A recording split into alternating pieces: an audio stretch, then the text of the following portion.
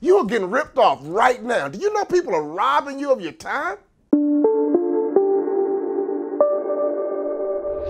How would your life look right now if you had the ability to manage time better than anyone else, better than your peers, better than your competition? Imagine if you became a well-oiled machine that was productive all day long. Over time, you could live the life you dreamt about. Before you know it, you can hit all your goals and objectives. Before you know it, you can start a second company, a third company. You can launch a new division. It's so important that we manage time effectively because that's one of the big things that can hold all of us back from being very, very successful. Here's what we got to talk about right now. We're talking about really reflecting on your life, and we can't reflect about time management without dealing with time thieves. Yes, time thieves. There are activities and people that are robbing you. In the real world, a thief goes to jail. That's a serious offense. I want you to understand your legacy is serious. This is something you're going to leave behind for your children's children.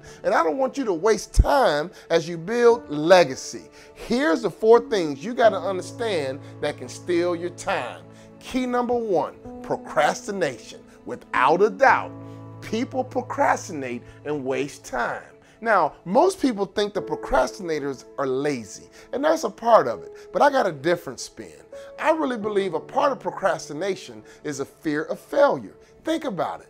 If you start a task, you start early and give everything you got, and if it fails, all of a sudden you have no excuse. You have to come to the realization that you weren't good enough. You weren't creative enough. You just didn't get the job done. And so when we procrastinate, you always have an excuse. Because if it's not successful, you can say, wow, I did wait to the last minute.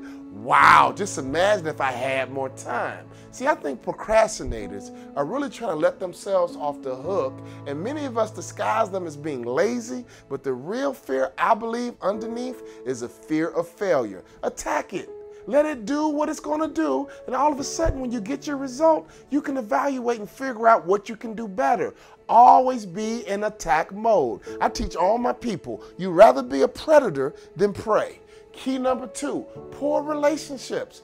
Poor relationships are time thieves. Before you know it, you're up all night talking to your boyfriend, your girlfriend, and maybe even your spouse dealing with issues. Poor relationships are time thieves. Figure it out. Go get help. Go to therapy. If you can't get it fixed, end it and move on, because things that waste time are going to eat away at your energy, your psychology, and who you are as a person will begin to erode away. Poor relationships are a huge time thief. Instead of being at work focused on work, or focused on selling, or focused on your business, all of a sudden you're at work thinking about her. All of a sudden you're thinking about him, and you can't attack your day. Key number 3, that's also a time thief, is social media. I'm here to tell you, social media can be good, or social media can be bad. Right now, there's people who've allowed social media to totally take over their life.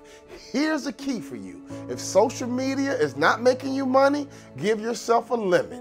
If it's making you money, cool. Use social media all day long. But if it's not making you money, give yourself 30 minutes a day, be disciplined with that, and that's plenty to keep you up to speed on who had what for lunch. Key number 4, priorities. If your priorities are intact, guess what? You're going to always invest time in the right activities, which are going to give you the right results. If your priorities are mixed up, you're going to invest good time in the wrong things, and as a result, anyone who invests time in the wrong things aren't going to get the right results. So there's 4 keys. There's 4 things that can steal your time, and you got to be aware of them.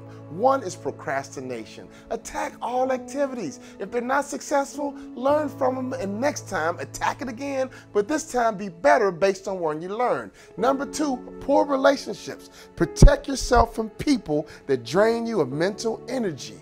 Fix the relationships. Make it right, and this person should bring you joy and energy, not pain or sorrow. Key number 3, social media. Invest time in social media if it makes you money. If it's not making you money, limit your social media. And I'm here to tell you, LinkedIn has a different demographic. The average salary on LinkedIn is $100,000. So if you're going to invest time on LinkedIn, either or social media, make sure it's making you money or building your brand. And I'm here to tell you, you're much more likely to have success business-wise on LinkedIn than you will on Facebook. Finally, number 4, priorities. What are your priorities? Golf can't be more important than family. Spending time is something you gotta consider. Are you spending time or are you investing time? If you invest your time, your precious time that you can't get back, in the right things, I promise you, you will be a peak performer. You have great energy, confidence, charisma, because you understand that you are unstoppable. My job as your coach is to make sure you think, make sure you execute, and to make sure you dominate. Stay away from time thieves and invest your time only in things that are going to give you good returns on your investment.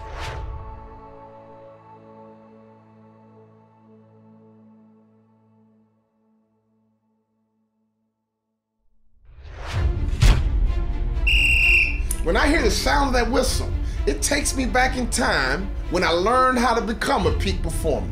When I played college basketball, my coach would blow that whistle and he would call all my teammates in, and in this huddle, he would motivate us, he would inspire us, he would teach us, he would correct us, and the reality is this, he called my name more in that huddle than anybody else's name. Here's why. He saw tremendous potential in me that was trapped and buried, and he wouldn't let it die in me, and he brought it out until I became an NBA player.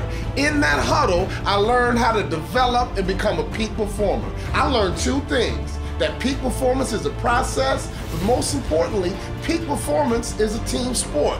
I would not have reached my potential without my coach investing time and energy into my development. So here's what we've done for you. We created what we call Peak Performance Huddle. In this huddle, we want to do the same exact thing. We want to motivate you. We want to inspire you. We want to teach you. We want to even make you laugh. But the bottom line, every ounce of potential on the inside of you, I'm coming to get it, and I'm not going to stop until we pull it out.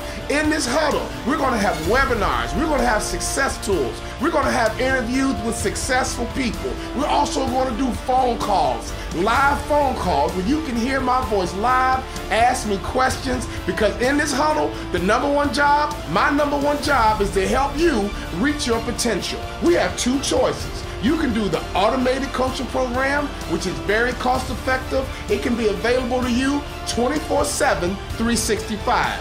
Or another option, you can do a huddle that's one-on-one with me.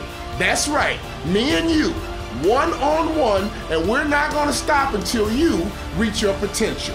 Your job, your only job, is to make it to the huddle. If you make it to the huddle, we'll do the rest. Sign up and register and get to the huddle, and Walter Bond will be there waiting on you, and we're going to help you reach that potential that's inside of you.